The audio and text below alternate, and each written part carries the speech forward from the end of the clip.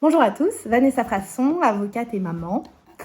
Aujourd'hui, je voulais traiter avec vous d'un sujet qui fait de plus en plus l'actualité. On va parler souvent de mères protectrices. Moi, je parlerai plutôt de parents protecteurs parce qu'il y a des pères qui vont protéger de mères abusives également. La violence, elle peut être exercée par les hommes comme par les femmes. Je me suis rendu compte que quand on parle de parents protecteurs, on est assez mal vu. Comme si les enfants n'avaient pas besoin d'être protégés. On l'a vu, la difficulté de reconnaître un enfant victime, c'est parce qu'on va accuser finalement les parents et que les parents, c'est eux qui savent ce qu'il y a de mieux pour leur enfant. Et on a cette idée qui est profondément ancrée où finalement, et particulièrement les mères, vont s'approprier leur enfant et vont ne faire qu'un avec, dans une forme de fusion. Et ça existe. Ça a été dénoncé, notamment par Boris Vian dans L'Arrache-Cœur. 3 enfants couraient au bord de la falaise, de toute leur vitesse, silhouette rapetissée par la distance et l'angle d'observation. Ils couraient comme en terrain plat, sans souci des pierres qui roulaient sous leurs pieds. Insensibles à la proximité du vide, apparemment frappés de folie, un geste maladroit et ils tombent. Un faux pas et je les ramasse à mes pieds brisés, saignants. Le sentier des douaniers qu'ils suivaient présentait une coupure abrupte, un peu plus loin. Aucun des 3 ne manifestait par un signe quelconque qu'il dut arrêter. Oublié, sans doute. Jacques Mort crispa ses poings. Criait, mais c'était risqué de les faire tomber. Il ne pouvait voir la coupure qu'il distinguait, lui, de sa place. Trop tard. Citroën, le premier, l'aborda. Les poings de Jacques Mort étaient tout blancs et il gémit. Les enfants tournèrent la tête vers lui et le virent. Et puis, lancés dans le vide, ils décrivirent une courbe aiguë et vinrent se poser à côté de lui, babillant et riant comme des hirondelles d'un mois. « Tu nous as vus, oncle Jacques Mort » dit Citroën. « Tu ne le diras pas, hein ?»« Oui, on joue à faire semblant de ne pas savoir voler, dit Noël. »« C'est amusant, hein, dit Joël. Si tu jouais avec nous ?» Maintenant, Jacques Mort comprenait. « C'était vous l'autre jour avec les oiseaux ?» demanda-t-il. « Oui, dit Citroën. On t'avait vu, tu sais. Mais on essayait d'aller très vite. Alors, on ne s'est pas arrêté. Et puis tu sais, on ne le dit à personne qu'on vole. On attend de voler très bien pour faire la surprise à maman. Pour faire la surprise à maman. Et quelle surprise elle vous prépare. Ça change vraiment tout. Si c'est ça, elle ne peut pas. Il faut qu'elle sache, les enfermer dans ces conditions-là. Je dois faire quelque chose. Je ne veux pas accepter. Il me reste un jour. Je ne suis pas encore dans la barque du ruisseau rouge. Retournez jouer, mes petits, dit-il. Il faut que je remonte vite voir votre mère.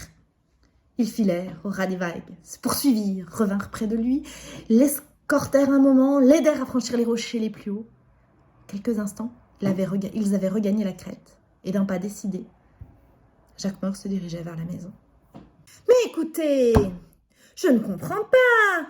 Hier, vous avez trouvé que c'était une bonne idée, voilà que vous arrivez en me disant que c'est absurde. » Je suis toujours d'accord, votre solution leur assure une protection efficace. Mais un problème subsiste, et vous avez oublié de vous le poser. Lequel ? En fait, ont-ils besoin de cette protection ? C'est évident. Je meurs d'inquiétude toute la journée en pensant à ce qui pourrait leur arriver. L'emploi du conditionnel est fréquemment un aveu d'impuissance ou de vanité. Vous me perdez en digression oiseuse. Soyez un peu normal pour une fois. Écoutez, j'insiste, je vous demande sérieusement de ne pas le faire. Et pour quelle raison, expliquez-vous ? Vous ne comprendriez pas. Ils ne voulaient pas trahir leur secret à ces 3 petits-enfants. Au moins, leur laisser ça. Moi, je crois que je suis la mieux placée que quiconque pour juger de ce qui convient ou pas à mes enfants. Non. Bien sûr que non. Ce sont eux les mieux placés. C'est absurde. Ces enfants courent des risques permanents, comme tous les enfants d'ailleurs. Ils ont des défenses que vous n'avez pas. Et puis enfin, vous ne les aimez pas comme moi je les aime, et vous ne pouvez pas ressentir ce que moi je ressens. Naturellement. Enfin. Comment voulez-vous que je les aime comme ça ? Seule une mère peut comprendre. Mais enfin, les oiseaux, ça meurt en cage. Les enfants, c'est pareil, ça meurt en cage. Très bien. Et c'est d'ailleurs le seul endroit où on puisse les soigner convenablement. Bon, je vois qu'il n'y a rien à faire. Je vais vous dire au revoir. Pourtant, je ne vous reverrai probablement pas. Quand ils seront habitués, vous verrez. Je pourrais peut-être passer plus de temps au village, m'occuper davantage de moi. D'ailleurs, je comprends d'autant moins votre objection que vous allez au fond vous enfermer de la même façon. Vous vous trompez. C'est moi que j'enferme, ce ne sont pas les autres. Les enfants et moi, c'est la même chose. Je les aime tant. Vous avez une drôle de conception du monde, hein? C'est exactement ce que je pensais de vous.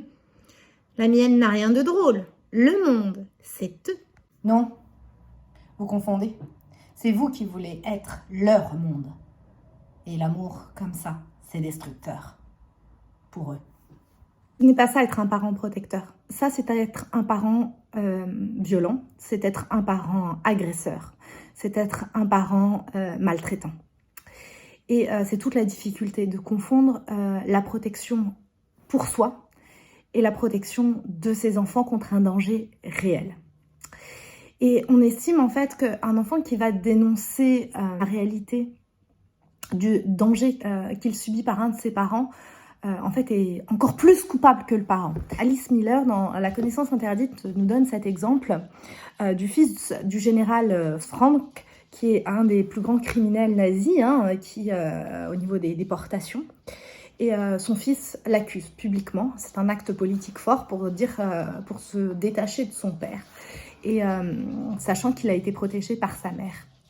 Et finalement, il va être confronté à l'opprobre public. Et en disant que en fait, c'est monstrueux pour un enfant d'accuser son père, et c'est encore plus monstrueux pour la mère de soutenir son enfant. Alors, comment faire? Moi, je suis parfaitement d'accord avec cette maman.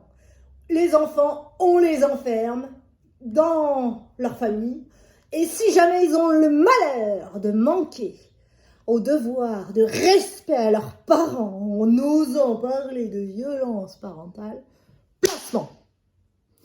Faut une autre forme de prison finalement. Les enfants, faut leur apprendre à se taire. Et quel est le meilleur moyen de protéger nos enfants que de les enfermer? En plus, l'avantage, c'est que des enfants enfermés qui se taisent, ça nous laisse tout loisir d'agir comme bon nous semble, parce que c'est quand même nous les adultes qui savons ce qui est bon dans la vie. Il faut bien avoir conscience qu'on ne peut pas aider quelqu'un qui ne veut pas être aidé. Ça, c'est déjà la première règle. La plupart des parents maltraitants ne veulent pas être aidés parce qu'ils considèrent que leur action est juste. Et la société leur donne raison, puisqu'on ne va pas punir les parents agresseurs. Et d'ailleurs, le maître mot de l'ASE, le maître mot des juges des enfants, principe de neutralité. Pourquoi? Parce qu'en fait, comme on a subi des traitements analogues dans l'enfance, de maltraitance, et qu'on ne veut surtout pas remettre en cause nos propres parents, on va les défendre. Et un enfant qui n'a pas fait ce travail avec les souffrances qu'il a vécues va les reproduire parce que c'est juste, puisque c'est ce qu'il a connu et qu'il n'a connu que ça. Et le problème, c'est que ça va justifier jusqu'à l'inceste avec cette initiation sexuelle et surtout l'absence de remords et d'empathie des parents vis-à-vis de leurs enfants. C'est un vrai problème parce que finalement, il y a un blanc-seing sociétal à cette maltraitance des enfants. Et finalement, le parent qui protège, c'est le parent qui maltraite. Et du coup, le parent protecteur qui va dénoncer ces violences, c'est lui qui agresse la société et le monde. On est dans une inversion des rôles qui est sociétale, où la victime et le bourreau ont des places inversées. Et c'est en ça où il s'agit d'une véritable révolution de la pensée. C'est que les enfants, quand ils sont maltraités, ce sont des vies brisées, mais que ce n'est pas une fatalité si on cesse de maltraiter les enfants. Il faut savoir que si on ne dénonce pas les violences, on coupe l'enfant de ses propres sensations parce que lui ressent de la violence et finalement on lui les avoue. Ce qui oblige à cette loi du silence et finalement à ce refoulement. Mais il faut savoir, juges, avocats, gens de l'ASE, éducateurs, psychologues, tous ceux qui acceptent ces violences, qui ne les dénoncent pas, vous êtes tous complices. Et je pense que cette prise de conscience, c'est ça qui va nous permettre de changer le monde pour que enfin les droits des enfants soient respectés, l'enfant victime. Et que les parents protecteurs ne soient pas les parents agresseurs. Un peu prise de tête, hein, tout ça. Moi, ce que j'ai compris, c'est que grosso modo, les adultes sont cassés et cassent leurs enfants. Alors, pour réparer, il faut distinguer le parent qui enferme et qui agresse, et le parent qui protège et libère d'un danger réel. Il y a deux types de parents, finalement.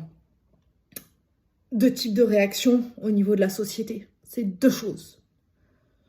Soit on a une réaction de rage contre la violence, toute forme de violence, et on se transforme en notre ami Hulk. Soit on agit comme les trois petits singes. On ne voit rien, on n'entend rien, on ne dit rien. Alors si vous voulez réparer le monde, il va falloir commencer à vous énerver. Je vous remercie à tous de m'avoir écouté pour cette vidéo. Je vous dis à très bientôt.